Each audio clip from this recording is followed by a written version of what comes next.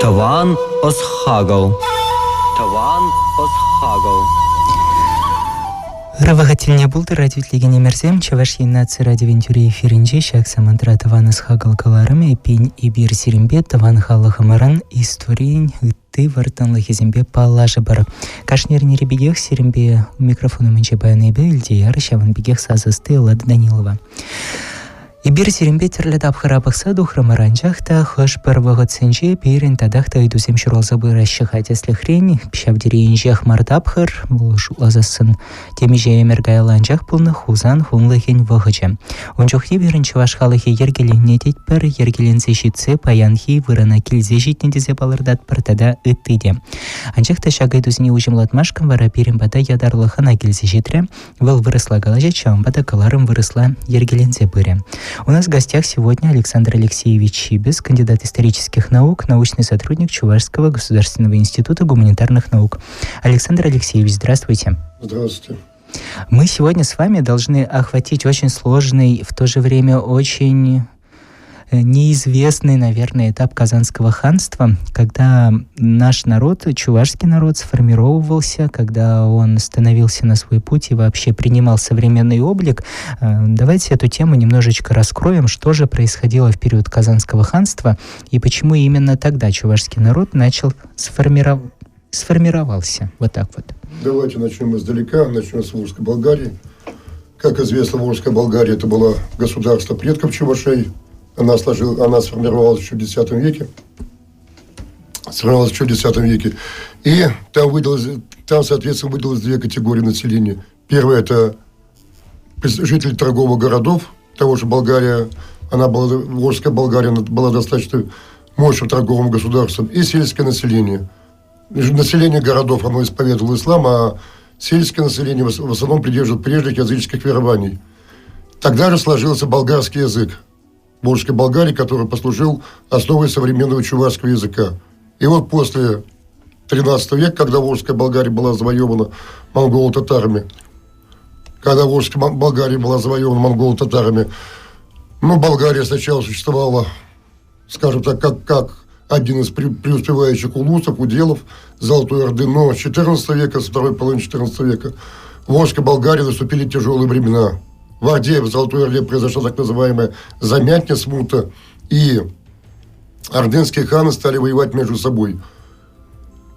Волжская Болгария испытала, со второй половины XIV века Волжская Болгария начинает испытывать ряд нападений со стороны болгарских ханов. Это все хорошо описано в литературе, но особенно трагическим. Это для Волжской Болгарии было начало XIV века, когда стал действовать такой улус Золотой Орды, как Мангитский юрт. Это Ногайский юрт. Ногайский улус. Ногайцы стали часто нападать на города Волжской Болгарии и разорять ее. В результате почти все города Волжской Болгарии погибли, а сельское население стало с нажитых мест эмигрировать в разные стороны. Это приказание, заказание на Арскую сторону, на левобережье Волги и, соответственно, правобережье. И вот правобережье, оно стало центром самостоятельного чувашского этноса. Почему? Потому что здесь, скажем так, основными соседями Волжской Болгарии чувашей стали марийские племена, сравнительно небольшие, которые серьезного этнического воздействия на чувашей оказать не могли. Здесь с 15 века начинают формироваться три этнические группы. Как мы знаем, чувашский народ делится на три основные группы. Это средненизовые, низовые и верховые. Но по данным современных исследователей, самой старой, скажем так, ранней группы чувашей, правобережных чувашей, которая сформировалась, это была группа средненизовых чувашей. Их предки болгары-чуваши, они жили на юго-востоке современной Чувашии, но под давлением этой территории современного Батринского района, скажем так, одним из свидетельств их там бытования, это так называемая Большая Таяба, селение Большая Таяба, которое было основано еще в домонгольский период. Но постепенно, уже в 14-15 веке, под давлением нагайцев, кочевников, болгары-чуваши начинают отступать в Прицевилье, чтобы защититься от набегов так называемыми кашлаушскими лесами, которые тогда росли в центре Чувашии. Здесь они оседают при Цивиле, территории современного Цивильского района, части Козловского. И здесь начинает формироваться группа средненизовых чувашей, которая стала основой дальнейшего расселения чувашского этноса. В дальнейшем, в 14-15 веках, средненизовые чуваши стали расселяться на запад, где тесно смешивались, ну, скажем так, с небольшими по численности горномарийскими племенами. Часть горномарийцев оказалась ассимилированной, часть покинула территорию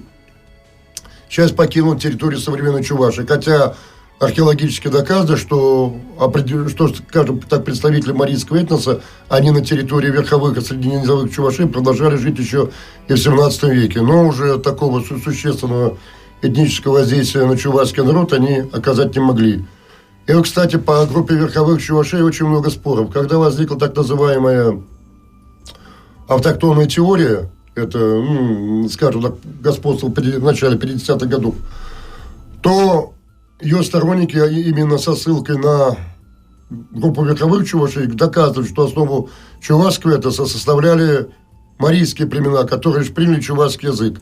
Но в настоящее время доказано, что в основном марийское влияние, оно распространялось на так называемую сундырскую группу верховых чувашей, которая непосредственно контактирует с казбодеревнянскими марийцами, с горно-марийским районом. Вот там, скажем так, чувашско-марийские связи были достаточно велики. Но на остальные группы верховых чувашей существенного влияния марийцы не оказали. Да, какие-то заимствования были, но тем не менее вот верховая группа сложилась под влиянием, прежде всего, средненизовых чувашей.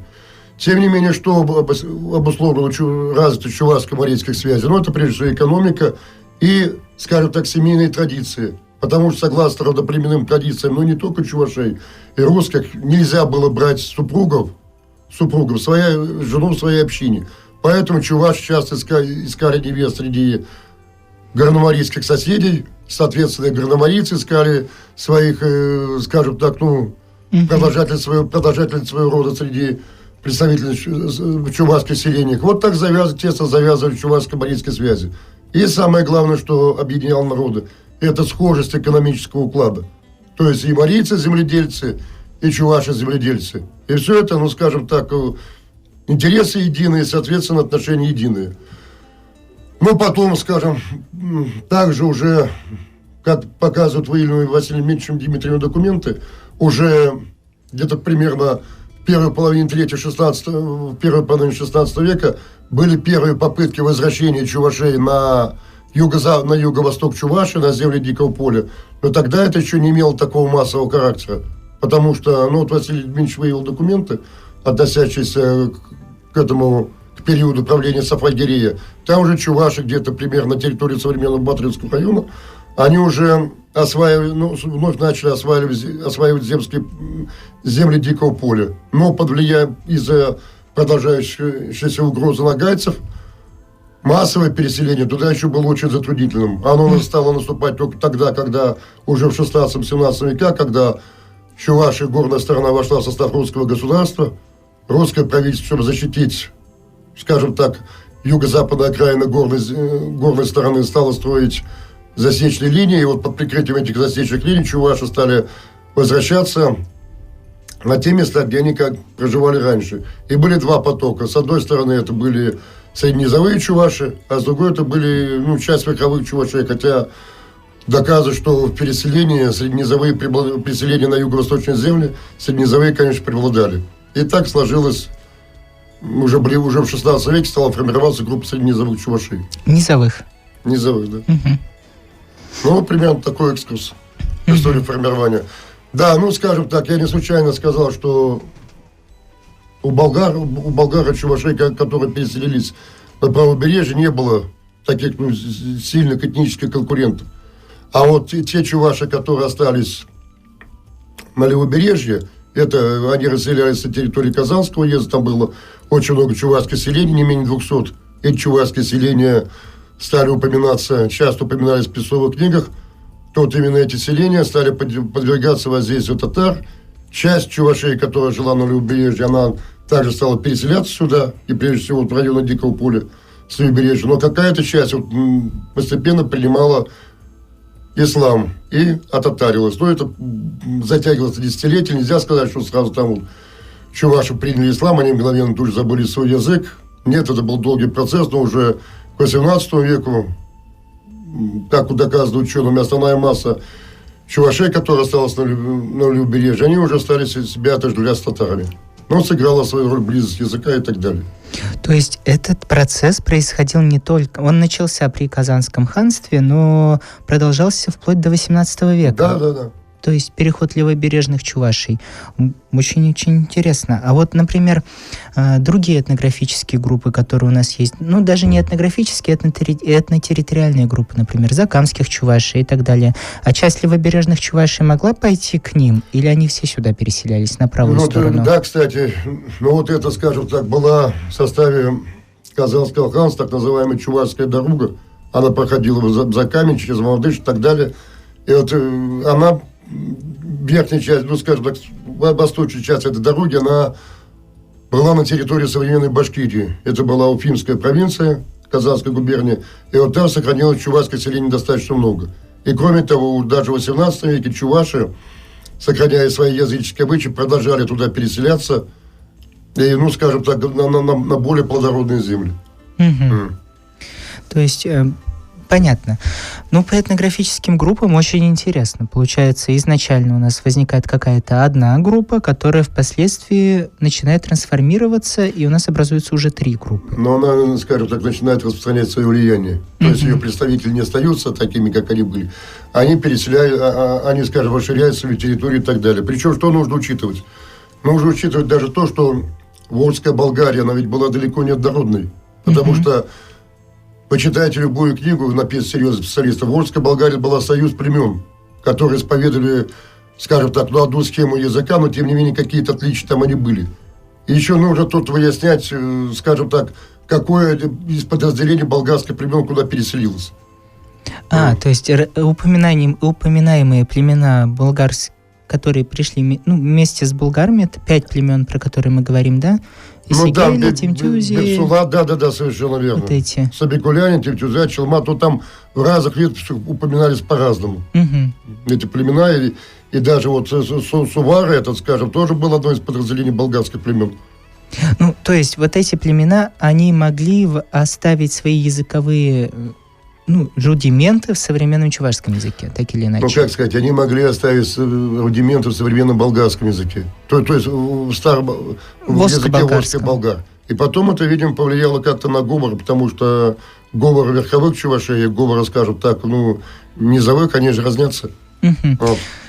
То есть это еще вот корни этих языковых различий нужно, на мой взгляд, искать в Волжской Болгарии, потому что, я еще раз говорю, в Волжской Болгарии они отнюдь не были единой этнической группой. Это были разные племена, которые объединились по какому-то схожему признаку. Понял. Очень, очень интересно. Формирование чувашского народа происходит в период Казанского ханства. Если все я верно понял. А получается, в XVI веке у нас формируются низовые чуваши. Это уже в Казанском ханстве или чуть позже? Надо учитывать, что это после падения Казанского ханства?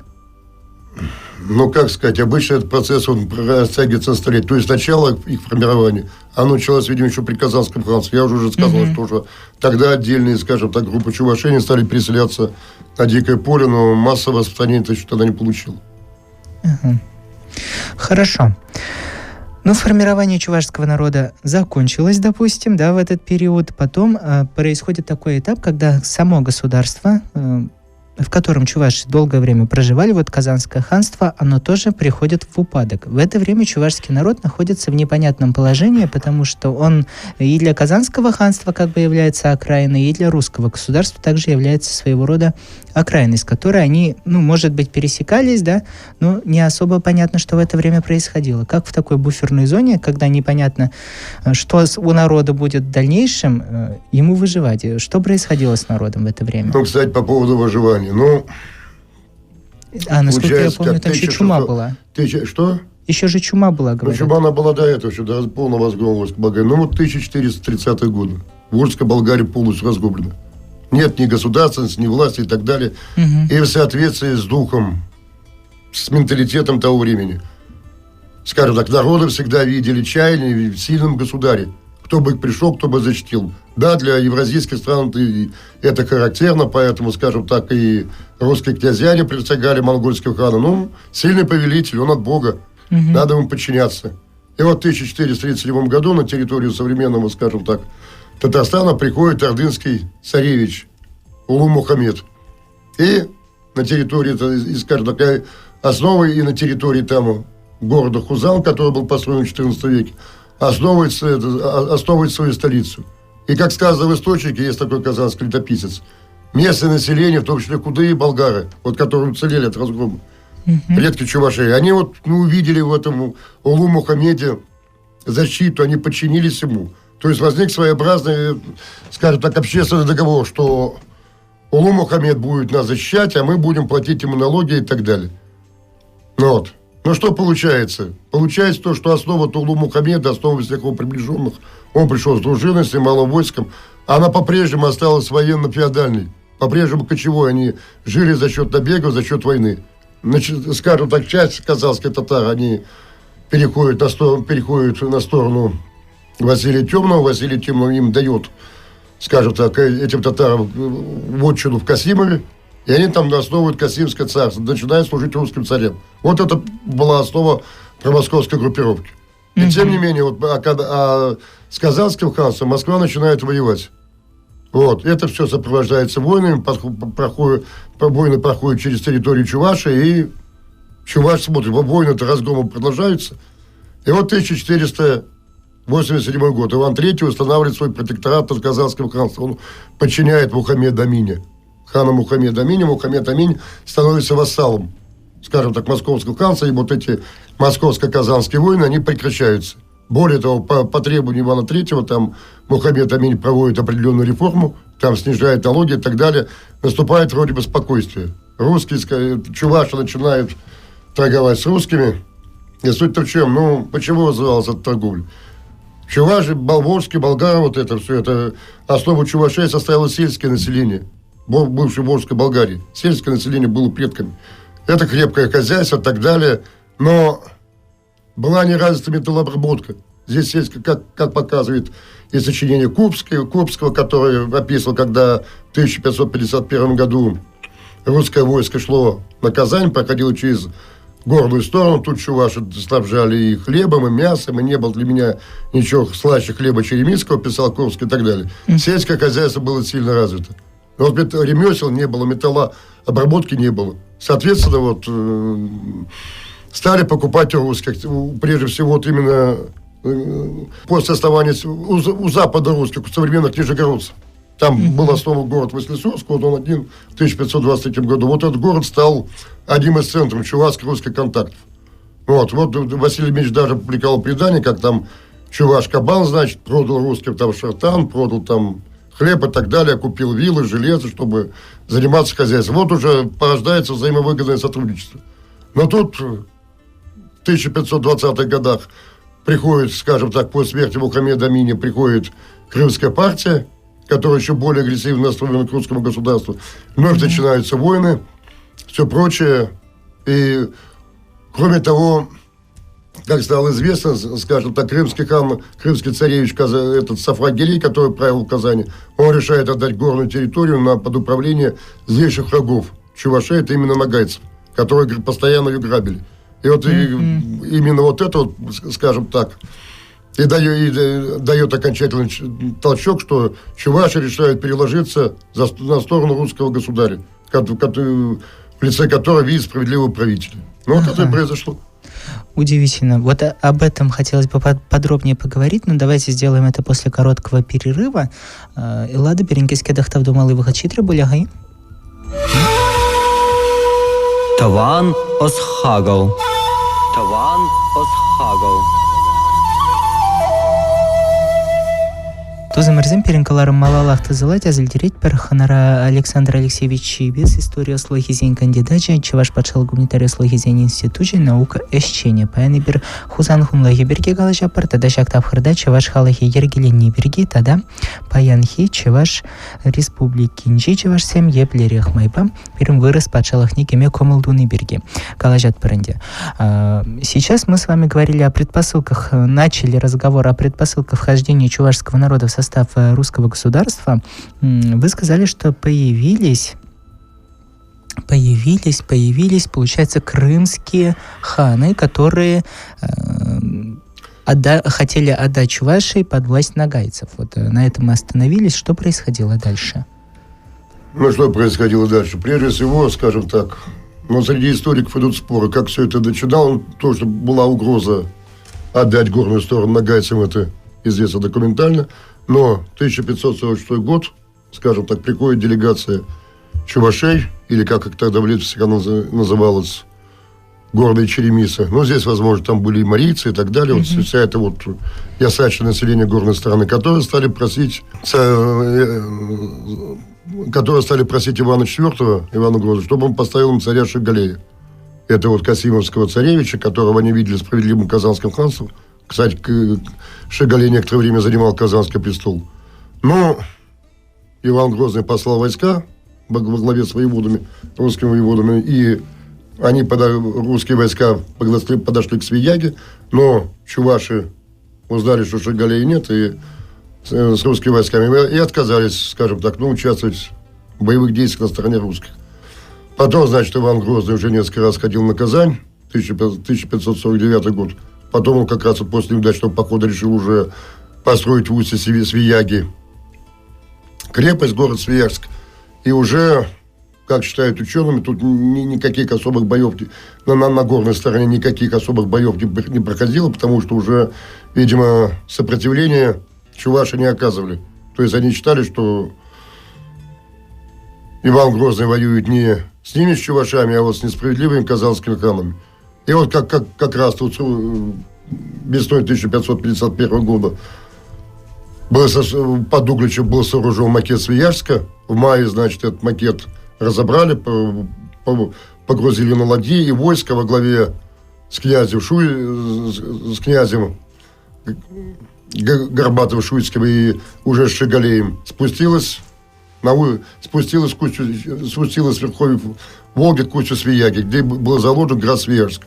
И сразу стали приходить представители местного населения, чуваши, черемисы, как написано, и князья, и так далее. Но под князьями, видимо, подразумевались служилые люди.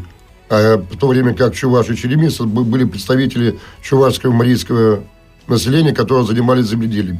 И вот все это население стало присягать русскому царю, и состоялся переход, скажем так, горной стороны в состав русского государства. Но кроме того, если брать летописи, то подчеркивалось еще одно, что на горной стороне, где были поместья татарских феодалов, было освобождено очень много пленных русских, которых во время набегов татары уводили, скажем так, в рабство на территорию Казанского ханства. Вот именно, скажем так, русские летописи вот ставят в заслугу Ивану Грозному даже не столько, что он присоединил гору, что он освободил православных от христиан, православных от мусульман освободил. Вот. Но тем не менее, вот для истории главное, что население Чувашии мирно вошло в состав русского государства. И это было еще обусловлено, еще раз говорю, во многом психологии, во многом во многом чаянием иметь над собой сильную государственную власть. И вот именно русское государство для чувашей была приемлемой такой властью. Ага, если я все правильно понимаю, на тот момент у нас, получается, на левой стороне чуваши тоже в большинстве проживали, так ведь? На стороне Казанского ханства. Получается, чуваши правого берега в тот момент немножечко сражались с чувашами левого берега? Так, по этому поводу трудно сказать, потому что в летописях этнонимы даже не употребляются. Там говорят только казанцы, арские люди, луговые люди. Возможно, часть луговых чувашей, она и поддерживала Казанское ханство. Но, как говорится, об этом трудно судить из-за того, что источники, они очень обобщены. Там все население и горной стороны, и луговой стороны, они назывались просто люди. Кто-то были татары, чуваши, трудно понять. Понятно. Кстати, могу сказать, что вот если брать горную сторону, там на территории горной стороны Чуваш термин татарину появился уже только после того, как Чувашия вошла в состав русского государства. До этого тут татары вообще не упоминались. Вот говорились Мурза там и так далее. Вот, видимо, под Мурзами и следует подразумевать татар. Ага, все понятно. Ну, хорошо. Вхождение правого берега горной стороны в состав русского государства, оно поменяло немножечко уклад жизни здесь, получается. У нас начинается формирование другой этнографической группы, активное освоение дикого поля и так далее, и так далее. Это как будто бы очень, хорошо для народа. А вот знаете, я то ли чуть пораньше прочитал одну интересную мысль, как будто бы марийцы и чуваши пригласили к себе править независимо от Казанского ханства некого представителя из Крымского государства. Как будто бы было ли подобное событие, или это все-таки... Это было во время антимосковского восстания, 1553 год. Да, тут появился луговой сотник Мамич Бердей. Что-то он тут стал призывать горную сторону, склониться на сторону, скажем так, отделиться от России, но он был арестован самими же горными людьми и представлен в Москву. Потому что вот во время, скажем так, Первой Казанской войны, 1552-55 года, все горное население по-прежнему поддерживало русскую сторону. Москву. Понятно. То есть подобный смутный момент, он происходил. Смута она была. Кстати, Чебоксары почему были построены? Потому что полностью контролировали правобережье. Чебоксары, это, скажем так, основная Чебоксарская крепость, это возвышенное место. Когда тут возвели крепость, с территории до крепости полностью просматривалась вся луговая сторона. Если бы там последовала какая-нибудь переправа луговых мятежников на на правую сторону, все это можно было пресекать. То есть практический интерес. Хорошо. Вхождение в состав нового государства, наверное, влечет за собой большие-большие перемены. Какие изменения произошли в традиционном укладе чувашского народа за этот период, буквально после вхождения, или это происходило очень постепенно? Это происходило очень постепенно. Понимаете, в чем дело? Я уже говорил, 1487 год. Скажем так, Иван III подчиняет себе Казань. То есть и Мухаммед Аминов признает себя вассалом Москвы, вассалом московского князя. Иван Грозный просто себя провозглашает, что он просто, скажем так, восстановил власть Москвы над Казанским ханством. То есть просто сменился государь. А социально-экономический уклад, вот это все ясачье завладение и так далее, которое сложилось еще при Казанском ханстве, оно остается прежним. Не случайно есть такое понятие теория общественного договора. То есть в 1551 году, когда горное население присягнуло Ивану IV, он выдал им жалобу на грамоту с золотой печатью. И, грамота, конечно, сохранилась, по мнению ученых, Тихомирова, Дмитриева и других, там было сказано, что вы признаете над собой власть московского государя, но у вас в вашем социальном укладе все остается как прежде. Вы будете также платить ясак и все такое, а я буду поддерживать как государь. Понял. Все эти новшества, они происходили достаточно медленно. Сюда стала внедряться прослойка русского населения, были основаны города и так далее. И окончательно эта разница в налогах, и причем русское население, оно платило те подати, которые были в русском государстве, а чуваши, они по-прежнему продолжали платить поземельный ясак, который сложился в Казанском ханстве. И только когда наступила эпоха Петровских реформ, когда последовала Северная война, и, скажем так, возникло много новых налогов, тогда уже все уравнялось, тогда для всех была введена единая подушная подать. Еще один вопрос, который кажется тоже очень важным. Вы сказали, что в первое время для чувашей самыми большими врагами являлись своего рода нагайцы, которые совершали постоянные набеги на чувашские селения. После вхождения в состав русского государства нагайские набеги прекратились, и куда делись нагайцы?